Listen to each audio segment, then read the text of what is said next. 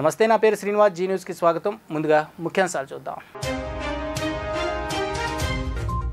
పాల దిగుబడి పెంచడమే ప్రధాన లక్ష్యం. అసెంబ్లీ సమావేశాల్లో రాష్ట్ర వ్యవసాయ శాఖ మంత్రి కింజరపు అచ్చెన్నాయుడు వెల్లడి. పాడి రైతులకు ఎన్డీఏ ప్రభుత్వ ప్రోత్సాహం. ఊరూరా పశుగ్రాస క్షేత్రాలకు పచ్చజెండా. ఎకరానికి 99,000 లబ్ధి చేకూరుతున్నట్లు వెల్లడి. గత 5 ఏళ్లు రాక్షసుడి చేతుల్లో రాష్ట్రం. చంద్రబాబు సీఎంగా ఉంటే రాజధాని పూర్తయ్యేది. కుప్పం పర్యటనలో నారా భువనేశ్వరి.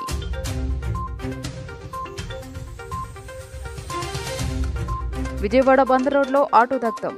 ఆటోలోని గ్యాస్ లీకేజీ అవడం వల్ల ప్రమాదం. ప్రయాణికులు ఒక్కసారిగా కిందకు దిగడంతో తప్పిన ప్రాణ నష్టం.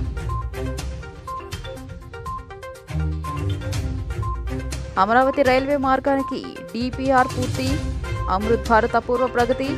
విజయవాడ రైల్వే డీఆర్ఎం నరేంద్ర ఆనందరావు పాటిల్ వెల్లడి. రాష్ట్రాన్ని గత 5 ఏళ్లు రాక్షసుడి చేతుల్లో పెట్టామని, అదే చంద్రబాబు పాలించి ఉంటే గౌరవంగా చెప్పుకునే రాజధాని పూర్తి చేసేవారని సీఎం చంద్రబాబు సతీమణి ఎన్టీఆర్ ట్రస్ట్ ట్రస్టీ నారా భువనేశ్వరి పేర్కొన్నారు. కుప్పంలో రెండో రోజు బుధవారం పీఈఎస్ వైద్య కళాశాల నుంచి బయలుదేరి కుప్పం గ్రామీణ మండలం మున్సిపాలిటీలోని పలు ప్రాంతాల్లో ఆమె పర్యటించారు. పలు గ్రామాల్లో స్థానికులతో రచ్చబండ నిర్వహించారు. అక్కడ మాట్లాడుతూ నీళ్లు రావట్లేదని చెప్పిన బంగారుపాళ్యం గ్రామానికి చెందిన హంసవేణి అనే మహిళను వైకాపా నాయకులు పట్టుకుని 2 కళ్లు తీసేశారు. ఇలాంటి ఘటనలు రాష్ట్రంలో గత 5 ఏళ్ల పాలనలో ఎన్నో జరిగాయని చెప్పారు. రాష్ట్ర విభజన తర్వాత చంద్రబాబు సీఎంగా ఉన్నప్పుడు బాలికపై 60 ఏళ్ల వ్యక్తి అఘాయిత్యానికి పాల్పడితే 24 గంటల్లో నిందితుడిని తన ముందు నిలబెట్టాలని పోలీసులను ఆదేశించిన విషయాన్ని ఆమె గుర్తు చేశారు. భయంతో నిందితుడు రేసుకుని మరణించాడని వివరించారు. ప్రస్తుతం పారిశ్రామికవేత్తలు ముందుకొస్తున్నారంటే చంద్రబాబుపై గౌరవంతోనే అని తెలిపారు. ఆమె వెంట ఎమ్మెల్సీ కంచర్ల శ్రీకాంత్, స్థానిక నాయకులు ఉన్నారు. ప్రతి ఒక్కడు బాధితుడే. పోయిన వైసీపీ ప్రభుత్వం వాళ్ళు చేసిన అరాచకాలు ప్రతి ఒక్కడు భరించారు. అందుకే మీరందరూ కలిసి ప్రజల ప్రభుత్వం తీసుకొచ్చినందుకు, కూటమి ప్రభుత్వం తీసుకొచ్చినందుకు తప్పకుండా ఈ కూటమి ప్రభుత్వం మీకు ఏమేమి చేయాలో, తప్పకుండా ఏమేమి హామీలు మీకు ఇచ్చారో తప్పకుండా అది చంద్రబాబు నాయుడు గారు ముందుకు తీసుకెళ్తారు. మీకు ఆయన నాయకత్వం గురించి తెలుసు. ఆయన ఎప్పుడు ప్రజల మనిషి. అదే కాకుండా మీకు నందమూరి తారక రామారావు గురించి ప్రత్యేకంగా నేను చెప్పనక్కర్లేదు. ఆయన ఎప్పుడు పేదల కోసమే ఆలోచించేవారు. ఆయన పేదల కోసం కిలో 2 రూపాయలు బియ్యం ఆయనే తీసుకొచ్చింది. అట్లానే ఆ స్ఫూర్తితో చంద్రబాబు నాయుడు గారు అన్నా క్యాంటీన్ అనేది ముందుకు తీసుకెళ్లారు. కానీ ఈ రాక్షస ప్రభుత్వం, ముందులున్న రాక్షస ప్రభుత్వం అన్నా క్యాంటీన్లన్నీ మూసేసి పేదలకి అన్నం దక్కకుండా మీ పొట్టన కొట్టింది ఈ వైసీపీ ప్రభుత్వం. అట్లా చంద్రబాబు నాయుడు గారు ఏది ప్రజలకి ముఖ్యమో, అది పేద ప్రజలకి ఏది ముఖ్యమో అనుకుని మళ్ళీ ఈ ఆగస్టు 15న ఆయన మళ్ళీ అన్నా క్యాంటీన్ ని ముందుకు తీసుకెళ్తున్నారు. ఒకప్పుడు రోజుకి 2,75,000 మంది భోంచేసేవారు ఈ అన్నా క్యాంటీన్ లో. ఒక్క సంవత్సరంలో 7.5 కోట్ల మంది భోంచేశారు ఆ అన్నా క్యాంటీన్ లో. పేద రైతుల జీవనోపాధి మెరుగుపరిచేందుకు పాల దిగుబడి పెంచే లక్ష్యంతో ఎన్డీఏ ప్రభుత్వం ఊరూరా పశుగ్రాస క్షేత్రాలు రాష్ట్రంలో అన్ని గ్రామాల్లో ప్రారంభించాలని రాష్ట్ర వ్యవసాయ, సహకార, మార్కెటింగ్, పశుసంవర్ధక, పాడి పరిశ్రమ అభివృద్ధి మరియు మత్స్యశాఖ మంత్రులు కింజరపు అచ్చెన్నాయుడు అధికారులను ఆదేశించారు. గడిచిన తెలుగుదేశం ప్రభుత్వం హయాంలో పాడి రైతులకు తోడ్పాటు అందించేందుకు ఊరూరా పశుగ్రాస క్షేత్రాలు పథకం అమలు చేశారు. కానీ వైసీపీ హామీలో పథకం అమలు చేయకపోగా పాల సేకరణలో నిబంధనలు విధించి ఇబ్బందులకు గురి చేశారని అన్నారు. ఉపాధి హామీ పథకంలో ఊరూరా పశుగ్రాస క్షేత్రాల పెంపకం కార్యక్రమాన్ని ఎన్డీఏ ప్రభుత్వం అమలు చేస్తుందని, పశుగ్రాసం పెంపకంలో భాగంగా చిన్న మరియు సన్నకారు రైతులు అనగా 5 ఎకరాల లోపు గలవారికి ఉన్న పొలములో కనీసం 25 సెంట్ల నుండి 2.5 ఎకరాల వరకు పశుగ్రాసంను పెంచేందుకు దుక్కి దున్నడం, విత్తనము మరియు గడ్డి, కణుపులు నాటడం, నీటి సరఫరా మరియు ఎరువుల కోసం ఆర్థిక ప్రోత్సాహం అందిస్తున్నామని పేర్కొన్నారు. వేతన మరియు సామగ్రి ఖర్చు 2 ఏళ్ల కాల వ్యవధిలో 1 ఎకరానికి 99,000 రూపాయల లబ్ధి చేకూరుతుందని మంత్రి అచ్చెన్నాయుడు వెల్లడించారు. అర్హులైన ప్రతి రైతుకు అమలు చేయాలని ఉపాధి హామీ పశు సంవర్ధక శాఖ అధికారులను మంత్రి అచ్చెన్నాయుడు ఆదేశించారు. 2019 తర్వాత అసలు అధికారులు చెప్పారా, ఆ ప్రభుత్వంలో ఉన్నటువంటి ప్రజాప్రతినిధులు కళ్ళు మూసుకున్నారా, కనీసం ముఖ్యమంత్రి దృష్టిలో పెట్టారో లేదో నాకు అర్థం కాని పరిస్థితి. 2019 తర్వాత అధ్యక్ష ఒక్క ఖరీఫ్కే ప్రీమియం చెల్లించారు తప్ప రబీకి ఒక్క సంవత్సరం కూడా ప్రీమియం చెల్లించలేదు అధ్యక్ష. ఎంత దారుణం! రబీలో రైతులందరూ కూడా గత 5 సంవత్సరాలు చాలా ఇబ్బందులు పడ్డారు. ఒక సంవత్సరం అయితే ఎంత మోసం చేశారంటే, మేము ఓన్గా కంపెనీ పెట్టాం, మేము అందరికీ ఇన్సూరెన్స్ ఇస్తామని చెప్పి మభ్యబాటలు చెప్పారు. ఆ సంవత్సరం శాసనసభ జరిగింది, రైతులందరూ గగ్గోలు పెట్టారు, పంటలన్నీ పోయా, ఇన్సూరెన్స్ కంపెనీలు పలకటం లేదు. రాష్ట్ర ప్రభుత్వం ఏం చేస్తుందంటే, ఆ రోజు మేము ప్రతిపక్ష పార్టీగా చాలా విధాలుగా ప్రయత్నం చేశాం శాసనసభలో, కనీసం ప్రభుత్వం మమ్మల్ని పట్టించుకోలేదు. అప్పుడు మా నాయకులు ఎప్పుడు కూడా శాసనసభలో పోడియం దగ్గరికి వెళ్ళిన సందర్భాలే. ఫస్ట్ టైం రైతుల గురించి ఒక సంవత్సరం పోడియం దగ్గరికి వెళ్ళి పోడియంలో కూర్చుంటే ఆ రాత్రికి ఈ ఇన్సూరెన్స్ కంపెనీలకు డబ్బులు కట్టలేదు, మనం పెట్టినటువంటి కంపెనీకి కేంద్ర ప్రభుత్వం నుంచి పెర్మిషన్ రాలేదని చల్లగా సావు కబురు చెప్పారు అధ్యక్ష. అప్పుడు రైతుల నుంచి తీవ్రమైనటువంటి వ్యతిరేకత వస్తే ఆ ఒక్క సంవత్సరం రాష్ట్ర ప్రభుత్వం నుంచి డైరెక్ట్గా కొంతవరకు చెల్లింపులు చేశారు తప్ప ఒక్క సంవత్సరం కూడా రైతులకి సకాలంలో ఇన్సూర్ ఇచ్చే పరిస్థితి రాష్ట్రంలో ఎప్పుడూ లేదు. ఈరోజు 2022-23 అధ్యక్ష రబీకి దాదాపుగా 465 కోట్ల రూపాయలు ఇప్పుడు మనం ఇన్సూరెన్స్ కంపెనీలకి ప్రీమియం చెల్లిస్తేనే ఒక 90,000 మందికి 105 కోట్ల రూపాయలు ప్రీమియం వచ్చే అవకాశం ఉంది, అది బాకీ ఉంది. అదేవిధంగా ఖరీఫ్కి 1,287 కోట్లు చెల్లించాలి రాష్ట్ర ప్రభుత్వం, కనీసం దాని మీద దృష్టి పెట్టలేదు. నేను మొన్న చూస్తే ఆశ్చర్యం వేసింది, ఎందుకంటే సకాలంలో మనం చెల్లిస్తేనే ప్రైమ్ మినిస్టర్ గారు ఫసల్ బీమా కింద డబ్బులు వస్తాయి, సకాలంలో రైతుకు అందడానికి అవకాశం ఉంది. ఇంద్రకీలాద్రిపై కొలువైన కనకదుర్గమ్మను ఆంధ్రప్రదేశ్ రాష్ట్ర రెవెన్యూ, రిజిస్ట్రేషన్ మరియు స్టాంప్స్ శాఖ మంత్రి అనగాని సత్యప్రసాద్ దర్శనం చేసుకున్నారు. శ్రీ అమ్మవారి దర్శనార్థం విచ్చేసిన మంత్రికి ఆలయ కార్యనిర్వహణాధికారి కెఎస్ రామారావు ఆలయ మర్యాదలతో స్వాగతం పలికి శ్రీ అమ్మవారి దర్శనం కల్పించారు. అనంతరం వీరికి వేద పండితులు వేద ఆశీర్వచనం చేయగా కార్యనిర్వహణాధికారి వారు అమ్మవారి శేషవస్త్రము, ప్రసాదము, చిత్రపటంను అందజేశారు. సవైరాఘవశాబ్దోలధర్మస్వామభిరక్షతు సర్వస్వరూపే సర్వేశే శక్తిసమన్వితే భజేభ్యస్రాహినో దేవి దుర్గే దేవి నమోస్తుతే వసుదృగ్భవ ఆదిత్యాయ భవేదో భవ బ్రహ్మాదిరాదిర్భవ ఆయురాదిర్భవ ధాన్యం ధనం లాభం శతసంవత్సరం దీర్ఘమాయుః.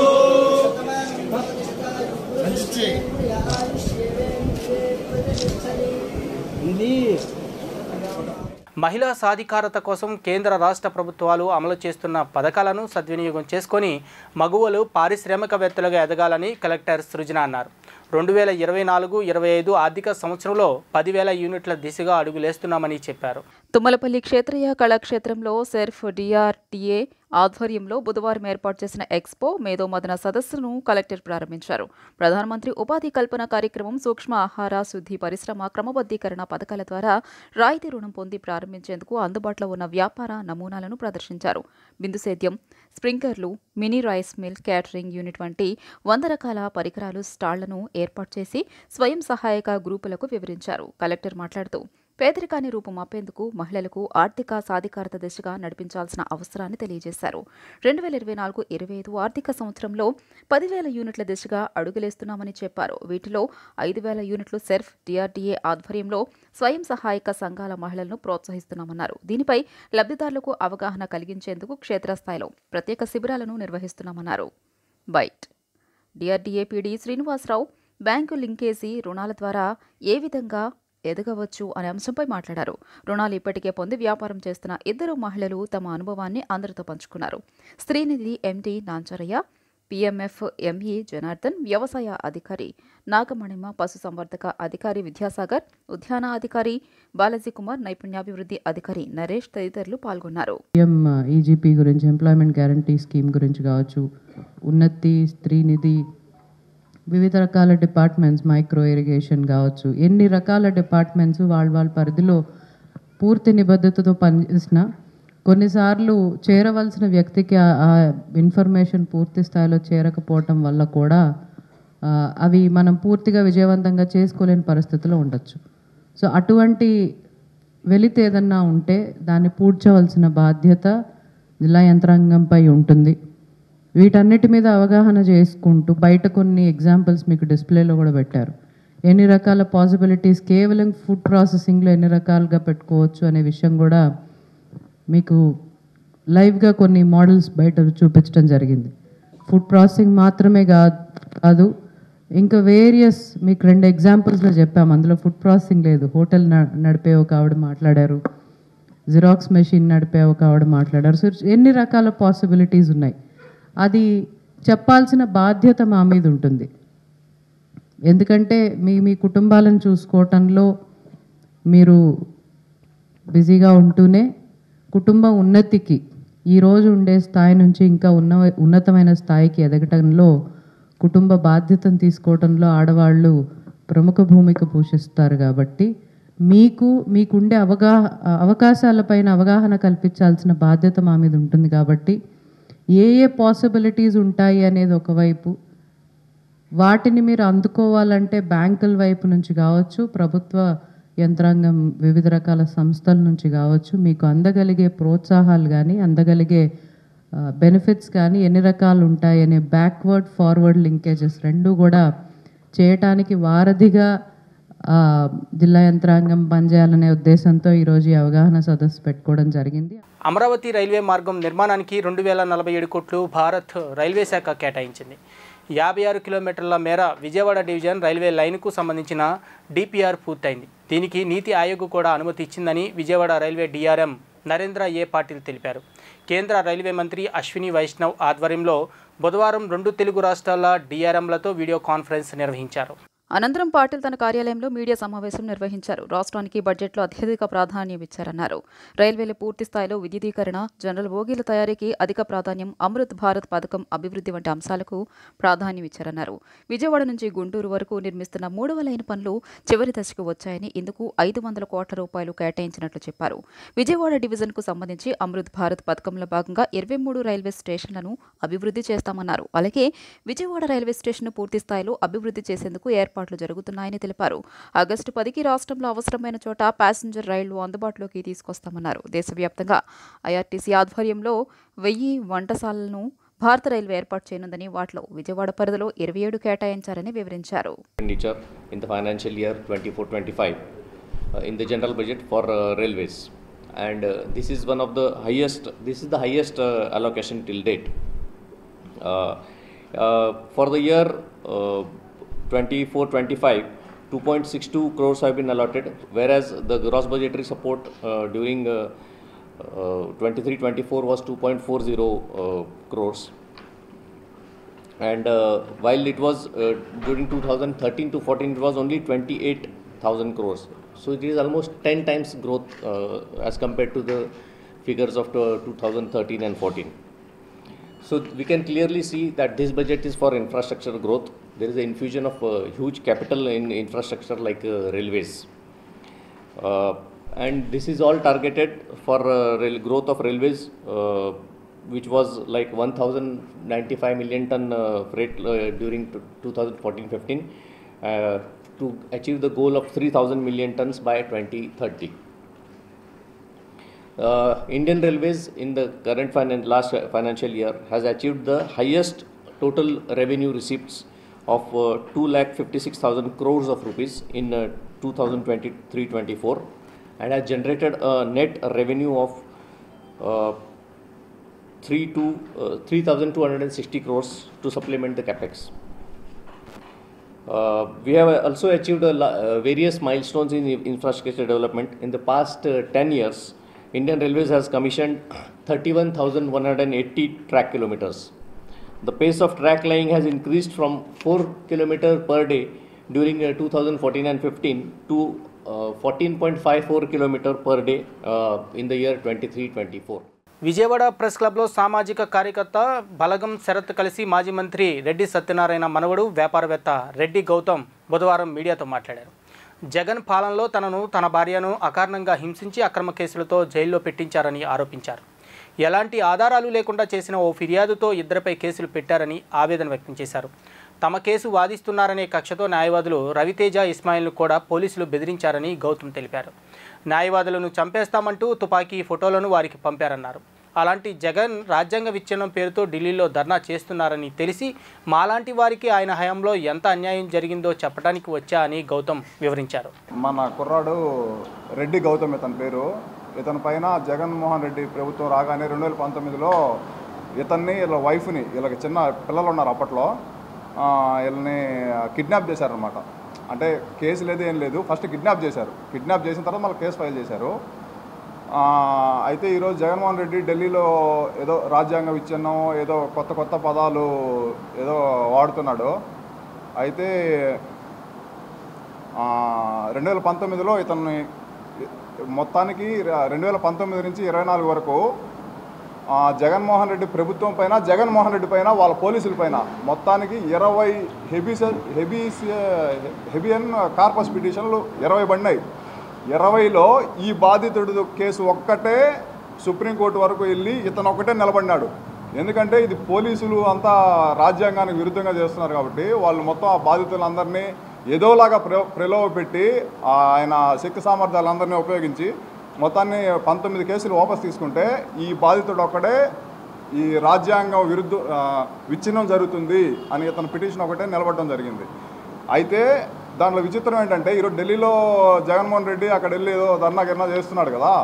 అయితే ఆ కేసు ఇప్పుడు సుప్రీంకోర్టులో ఉంది, అది పెండింగ్లో ఉంది. ఫస్ట్ అతను జగన్మోహన్ రెడ్డి చేయాల్సింది ఏంటంటే ఆ సుప్రీంకోర్టులో ఉన్న ఆ జడ్జిమెంట్ తీసుకోవాలి. ఫస్ట్ నేను రాజ్యాంగాన్ని ఏం చేయట్లేదు అని ఆయన ఫస్ట్ బయటకు వచ్చి ఆయన కేసుల నుంచి బయటపడిన తర్వాత రావాలి. ఆయన ఏదో దెయ్యాలు వేదాలు వల్లినట్టు ఈరోజు ఢిల్లీలో వెళ్ళి కూర్చోన్నాడు.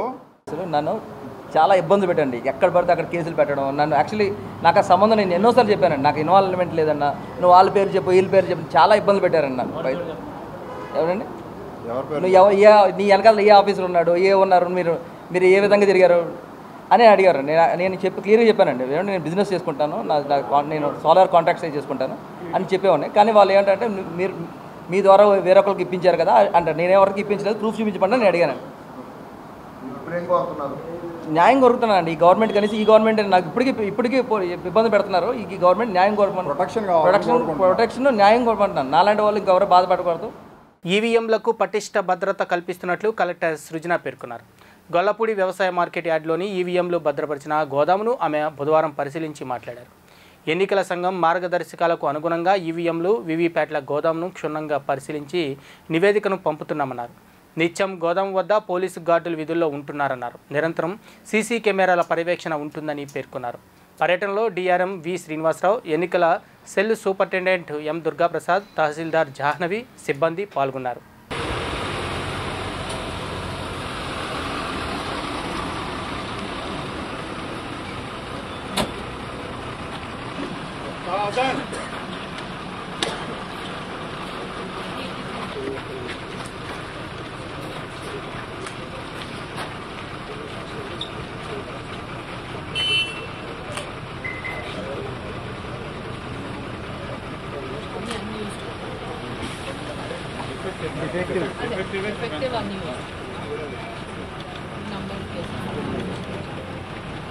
ఆన్లైన్లో స్కానింగ్ కూడా చేసేస్తారా? స్కానింగ్ అయిన తర్వాత మంచిది madam.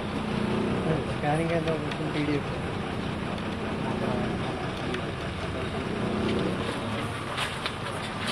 Routine inspection monthly inspection కూడా చేయాలి.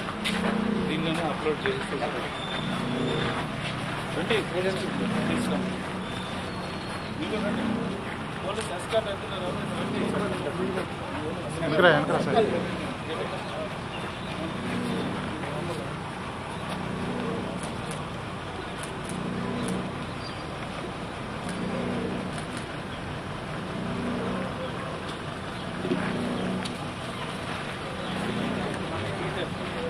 మెయిన్ స్విచ్ ఆఫీస్ దాన్ని కూడా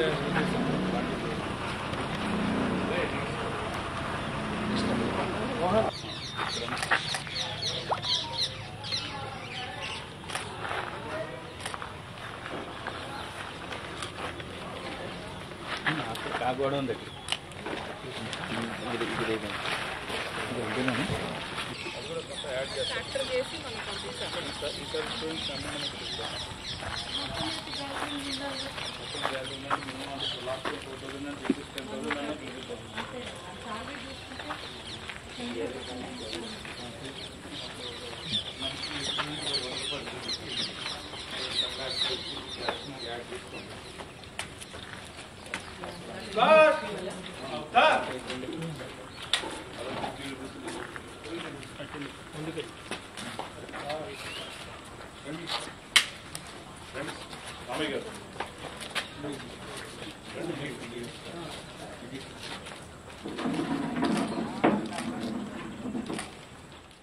ఆంధ్రప్రదేశ్ భారతీయ జనతా పార్టీ భారతీయ జనతా యువ మోర్చా ఆధ్వర్యంలో కార్గిల్ విజయ్ దివస్ ఘనంగా నిర్వహించారు.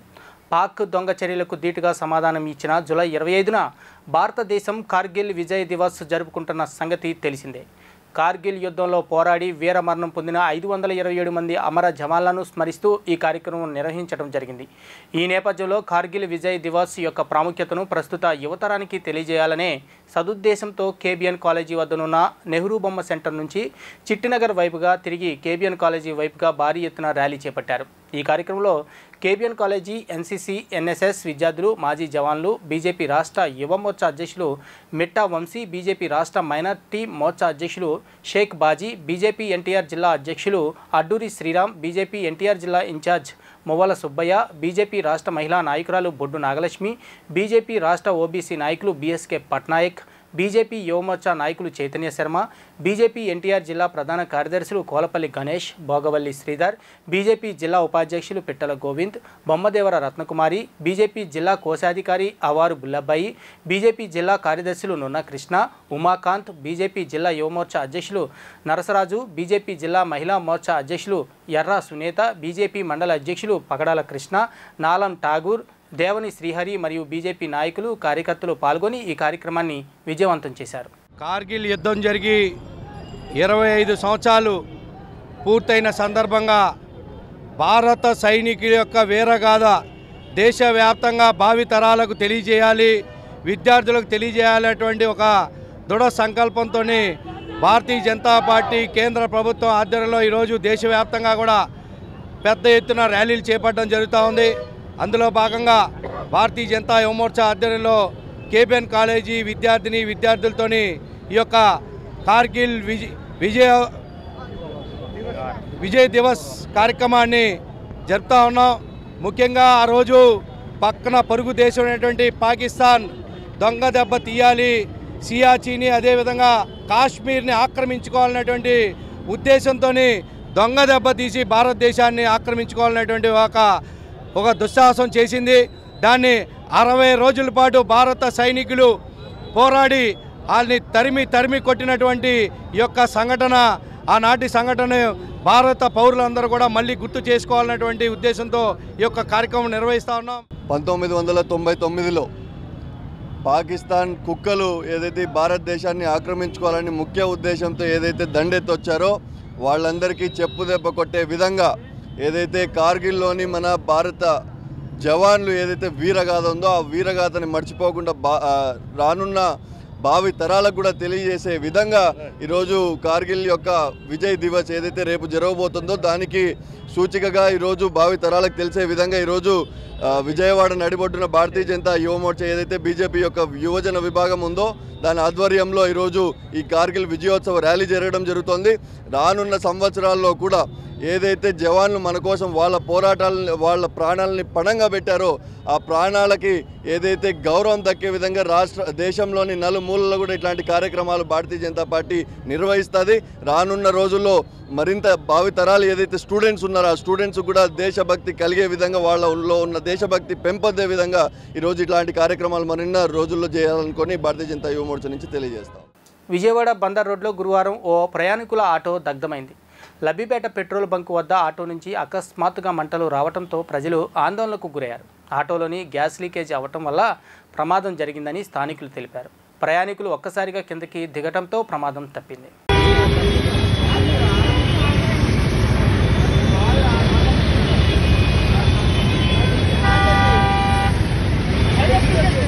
మహారాష్ట్రలోని పూణేలో కుండపోత వర్షాలు పడుతున్నాయి. దీంతో స్కూళ్లు, ఆఫీసులకు సెలవులు ప్రకటించారు. ప్రజలు ఇళ్ల నుంచి బయటకు రావద్దని అధికారులు హెచ్చరించారు. లోతట్టు ప్రాంతాలు నీట మునిగాయి. అటు ముంబై, థానే, నాసిక్, రత్నగిరి, పర్భాని ప్రాంతాల్లోనూ భారీ వర్షాలు కురుస్తున్నాయి.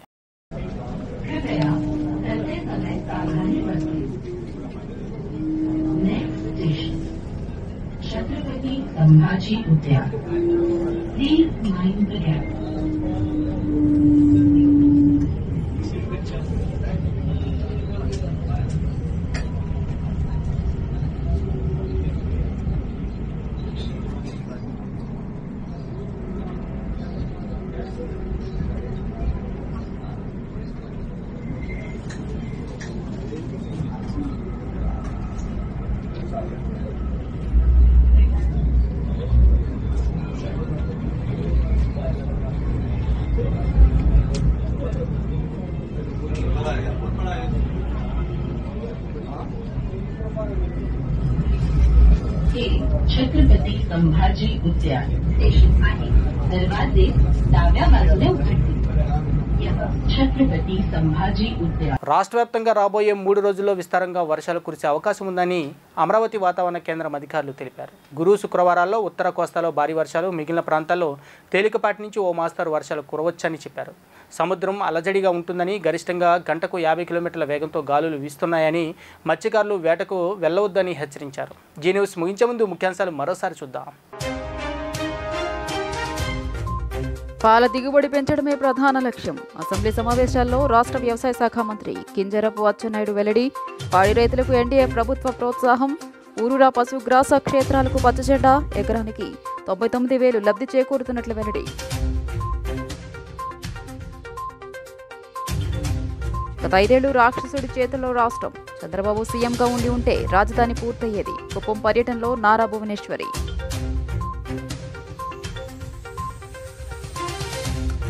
విజయవాడ బందర్ రోడ్లో ఆటో దగ్ధం.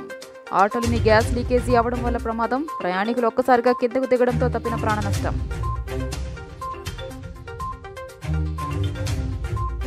అమరావతి రైల్వే మార్గానికి డిపిఆర్ పూర్తి. అమృత్ భారత్ అపూర్వ ప్రగతి. విజయవాడ రైల్వే డిఆర్ఎం నరేంద్ర ఆనందరావు పాటిల్ వెల్లడి. జీ న్యూస్ ఇంతటితో సమాప్తం. తిరిగి ప్రసారమయ్యే కార్యక్రమంలో మళ్ళీ కలుద్దాం. అంతవరకు సెలవు. నమస్కారం.